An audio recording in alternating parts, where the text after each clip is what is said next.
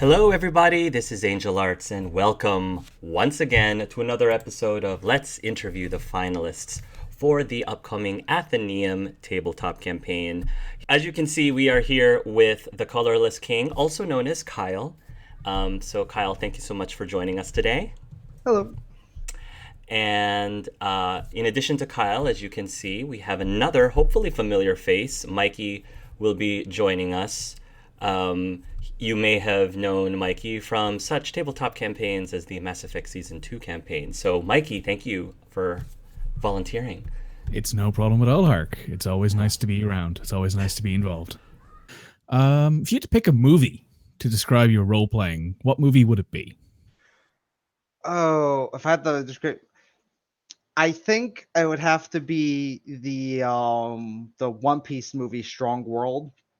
Mhm. And so I'm not sure many people seen that, but the reason for that is because it is both fun, but there's also like moments of seriousness and really character like stuff.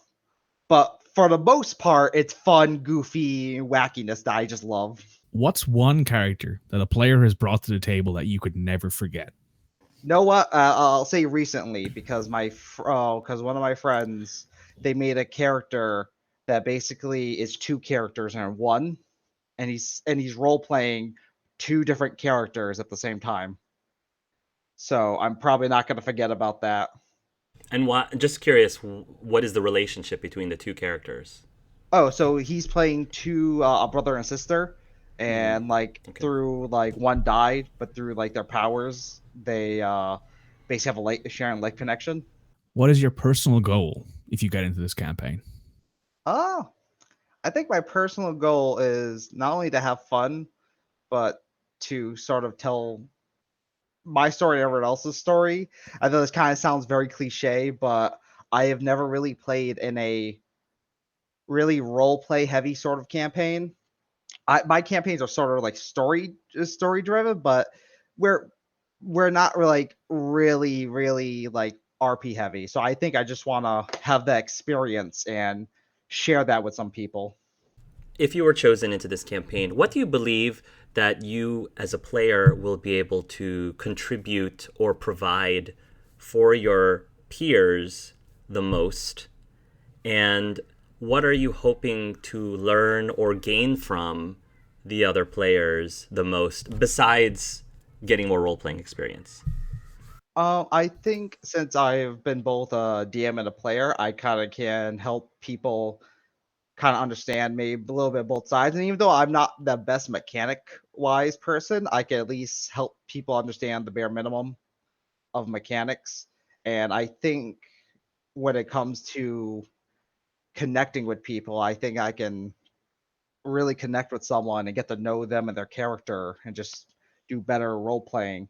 As for what I want to gain is probably some more role play, more role play skills, and two to kind of get out of my box because I've been role playing and doing tabletop gaming with such a small group, and we rarely like expand.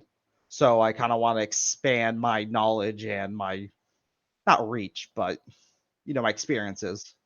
As you know, one of the unique things about this campaign is that not only is your character important, but the world and universe that they come from is also very important, because the PCs will probably eventually visit your world.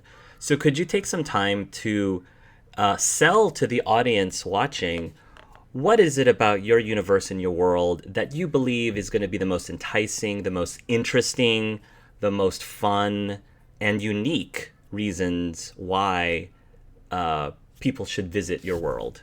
Well, I think there's several. One, I think when you think Battle Shonen, you might just think about the fights, but I think of the comedy, the drama, like everything there is turned up to 11. Like I think for like shonen, I have cried more for a shonen battle manga than I have for any other like medium. And I think characters from all different sorts of like very serious characters from other worlds would come in. It would very clash with some of the really goofy stuff. While characters from like from like more child friendly things will come in and be like really weirded out by all like like some violence and some other serious things in there because it I think shonen manga plays in that weird middle ground of both childish and adult. So I'll be playing as Tiger. And looks wise, he has kind of a anime style two color hair, weird where it is both black and white. So like black kind of roots and it turns into white at the tip. He kind of has like red purplish eyes. He is shorter than you would think a fighter would look. He's like five. He's 5'5", so he's not short, but like shorter than you would expect. And his casual clothing that he walks around is a very fancy kind of like a combination of white and black out like suit. So it's probably mostly white with kind of like black outlines. Tiger is in his usual relaxation spot, his penthouse somewhere in Beijing. Man. You can smell the waft of street food, even as high up as you are. Sweet spices, fresh sour fruit, just the waft of the sea. It's all beautiful. You're just sitting there enjoying. What type of tea is he sipping on right now? It's a very fancy, like, green tea or something like that. You hear a ruffling from behind you as you hear the click, click of heels on the balcony behind you. He really does not pay attention to it as like he's in the middle of a sip. And he only turns around after like he's done like actually tasting and drinking and putting the cup down. And once he's done doing that, he turns around. You see a very attractive, quite tall woman. Not quite sure how old she is. Not quite sure what time she's from. She's wearing a very ornate and regal dress that you would say wouldn't be out of style in 60 years, 70, 80, 1,000 years ago. It could have been worn by queens, princesses of the Chinese dynasties. This is Feng Rong, Kong Rong's oldest daughter. Okay. She's your recruiter. Ooh. Do I know she's coming, or is this like I don't know? This is a surprise. This is a surprise drop in, shall we say? Okay. So I'm gonna see this and not kind of recognize the person, but given his some of his his family knowing a little bit of this would kind of be like his face would be sort of like stoic, and he'd be like, "Hello there," in a very like calm voice. Hello, Mr. Tiger. It has been some time since I last spoke with you. I thought I'd drop in, considering. Please sit. As he points to like the opposite chair. She will sit. So, I would love to say this is strictly a social call, but it is not. We have learned of some knowledge from some of my eyes and ears among the mystic. And we believe we have found somebody who can give you an edge in the upcoming tournament. Interesting. What kind of edge is this? Whatever edge you feel like it should be. It's not the kind that I can tell you, but I do know it'll help. Is it a technique? It is knowledge. The strongest form of technique. My favorite, he says with a smile as he sits back a little bit and takes a sip of his tea. We believe they are in the Qingling Mountains to the north, near Mongolia. Very confidently goes, I think I'll take a stroll there. It shouldn't be no issue. That should work for you. However, as you can tell, my time is already up. I must go. He stands and flips off the balcony and vanishes in a flash as you see a small dragon disappear off into the distance. Yeah, and he's not really gonna like react to that. He's just gonna sip his tea and be like, I must go. As time progresses, you arrive at the base of the Queen Ling Mountains. It's been an arduous trip. Obviously now it's a lot colder here than it was back in Beijing. There are a couple of notable standing stones at the base of the footpath to the mountain. You can see these have been rough hewn over the years of people stepping on them. They haven't been chipped with chisels and hammers. This looks like it's been a trek for many centuries, maybe even millennia. And on one of the standing stones there is engravings still on it. So what do the engravings say? The engravings say, "I may be simple, I may be complex, I may have a name, but no gender or sex. I am often a question, or statements as a setup. I tend to be an answer, till you find it. I won't let up. What am I?" Ooh, and he kind of like, this is one of the first time he kind of scowls, and he kind of just goes, "I'm not here." He goes, "I'm not here for riddles. I'm here for knowledge." You said that you did say the word riddle, didn't you? Yeah. You hear a crack, almost like a thunder strike, as a section of nearby stone falls forward and then down. And you see a new section of path open up. See, in his face is stoked. Like he's not giving any information away. But it's kind of like if this was a manga, there'd probably be like a hidden, like a bubble box showing his real thing, where you're just like, what? Just pure surprise. Pure surprise, like what? I'm envisioning like his face is stoic, but there's a big sweat drop, like a big Japanese sweat Yeah. drop next to him. Just hard cuts to like anime, like 2D, you know, chibi sort of style thing where he's just Yeah. like, Nani? basically. And now, there's a path opened up for him. Yeah, he's gonna go along that path, and he goes, "I wasn't in the mood with riddles, anyways." As you continue up the mountain, it gets colder, colder. More and more piles of fresh snow. You feel the cold ebb into your skin, into your bones. This place hasn't felt heat in a long time. And then, as you move around a corner with jagged edges on your right and a sheer cliff down your left, you begin smelling some familiar scents from Beijing. Banman and chiffon, wafting through the air as you walk towards a light. He is going to like take a deep breath of the smell. And the thing is, he is still in his basic outfit. He's not wearing anything new. But what you do notice is as he's traveling in the cold, he's kind of breathing in and then just letting it out.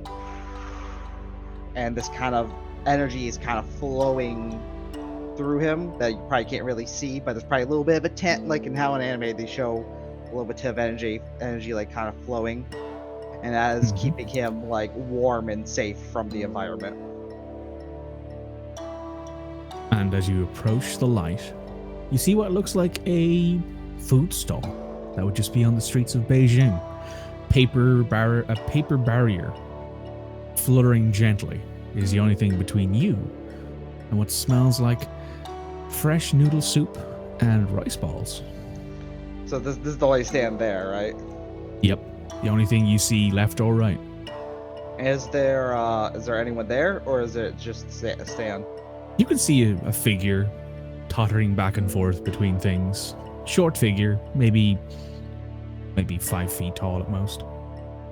"Hello there," he says in a very like General Kenobi.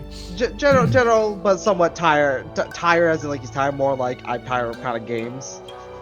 Kind of. You hear it, come in, I'm open, from an old, strong but aged voice from inside, a female voice. He goes inside, and he kind of just looks around very like skeptically, like I don't trust. There's a row of stools and a simple wooden countertop, and behind it there is a short, old Chinese woman with a tight up bun holding her long grayed hair. And she is preparing food. Sit, my dear boy. And she looks up at you.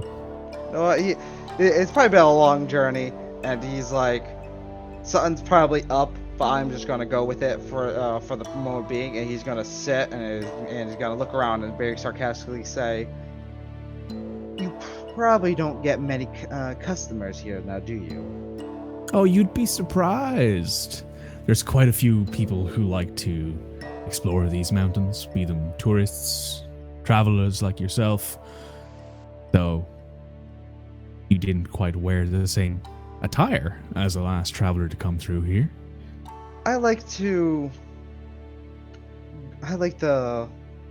traveling style. My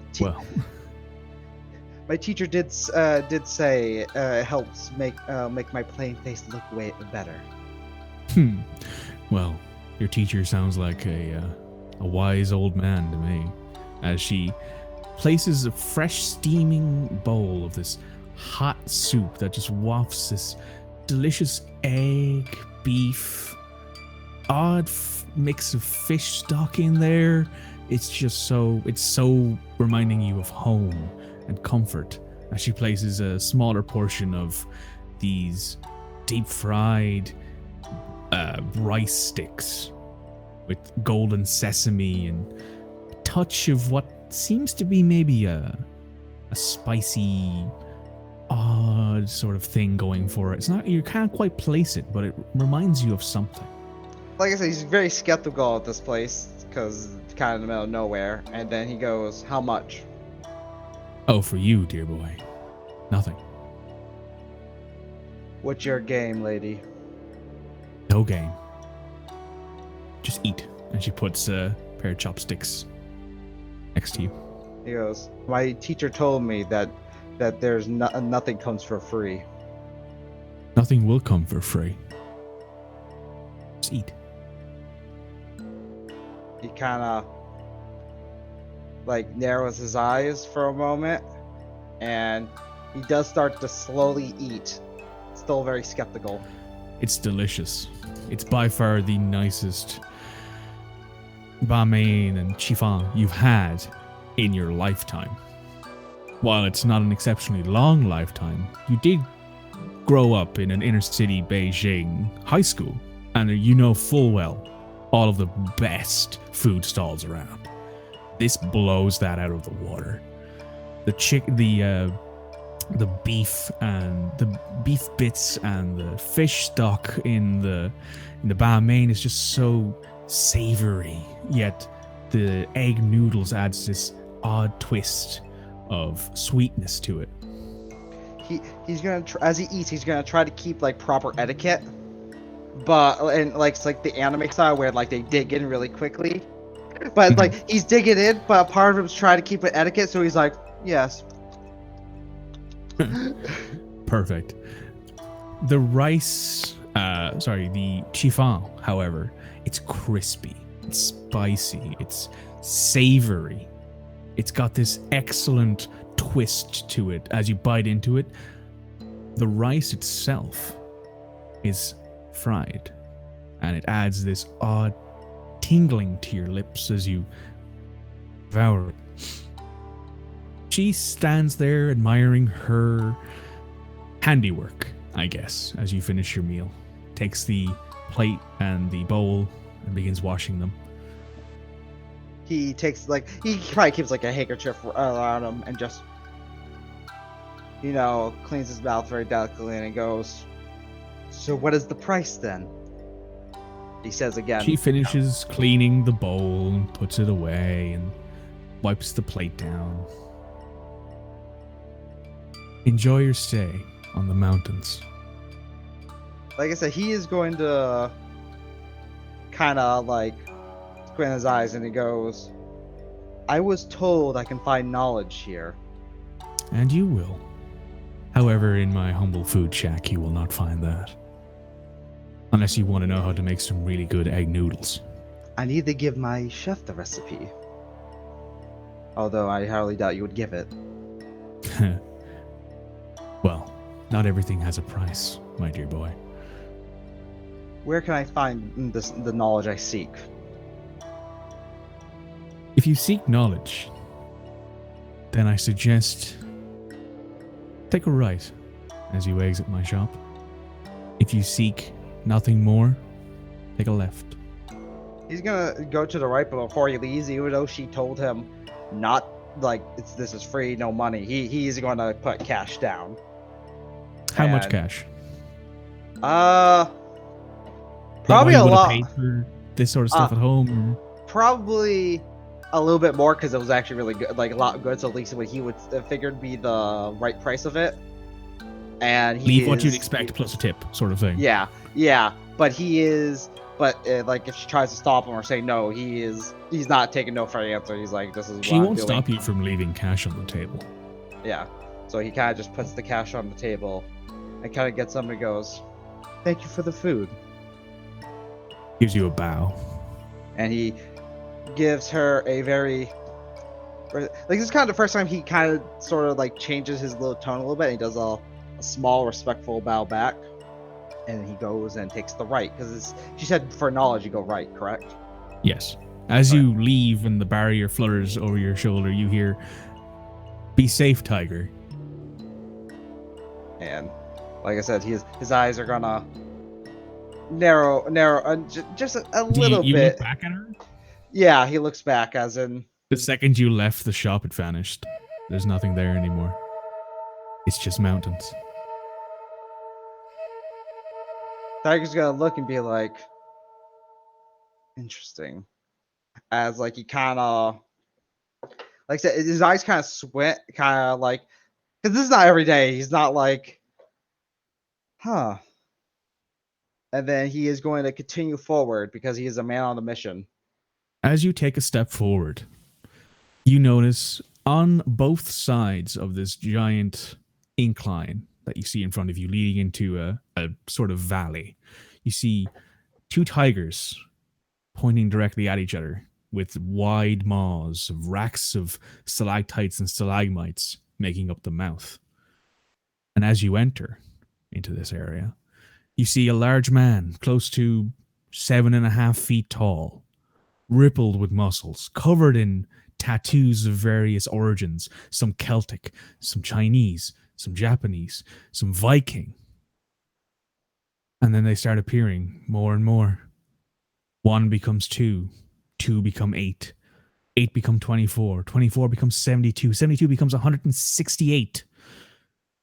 And then from the middle of them all emerges this small individual, maybe 4.5 feet tall, lithe, wearing a robe with no real discernible features about them. And they approach and stand a respectable amount of distance away from you. They give you a slough nod. And as they open their eyes, you can see their visage change. Their right eye changes to the visage of a regal, vicious tiger, while their left is one of a royal, fearsome dragon. I am the changed, and I am what you seek. Are you the one who holds the knowledge? I hold more than knowledge. I hold everything you can ever wish for. However, I cannot grant you that. I can grant you one simple thing. Control over ki in all of its forms. My teacher, she only taught me the basics. I can see that you already have a fair affinity with ki, which will make my job a lot easier. Then there's a snap as a hand is pushed to your chest and you feel your body retch. Don't worry. It only hurts this time. And then the word goes black. And like when he gets hurt, this is the first time, like the moment he gets hurt, that's when like the calm cool collective kind of goes and it turns into a growl. And then that like when it turns black, it's probably knocked out, whatever. You're inside your own head now. And you see various walls blocking in many things, and the changed appears next to you. Welcome to your psyche. This is where the key is held. This is where the key will be manipulated, and this is where you gather your key. As you can tell, there are many things blocking it. There's nothing I can really do to help you with that. That is up to you to break down those walls. However you see fit, of course. But of course, we all start at the basics, don't we? Clicks her fingers. And 3 of those men appear. Show me what you can do, Tiger. Okay. So how are the men? Are they like surrounding him, or are No, they're they just standing in a line in front of you. All right. So they're in the stand. Are they like in a fighting stance, or just kind of Yeah, standing? they're all in a very generic martial arty MMA sort of fighting generic stance. generic fighting stance. Just it's all like Hands that, up. whatever. Yeah. Hands up. The stance he takes is kind of like open palm for. So it's kind of like this. And so these guys are like much taller than him, right? Oh yeah, much taller, much bigger. So he is going to quickly like dash forward and go to the middle guy and quickly palm strike the top of his head to rattle his brain a little. Mm-hmm. And then when the guy's rattled, he then pulls back for another strike, but midway the paw turns into claws, as in similar to the tiger style, and then he attacks right in the chest. And when he does that, some of his fingers kind of pierce the flesh. You hear a very silent shout as he falls backwards. And lying there, flipped over backwards with his head, with his 2 feet behind his heels from the 2 heels behind his head from the impact, vanishes into the darkness. And you look around and you see the 2 other men have vanished as well. The changed gives you a, we have some potential here, I see. It's been a while since I've had one of your particular potentials. Is that as strong as your men get? No. But it is, however, as strong as I'm willing to show you at the moment, because obviously these ones are too far below you. I think you and I need to have a conversation. And she clicks her fingers again, and some chairs appear and some tea. And I think that is where we shall end the roleplay session for now. All right. I will always be the victor, for I am strong.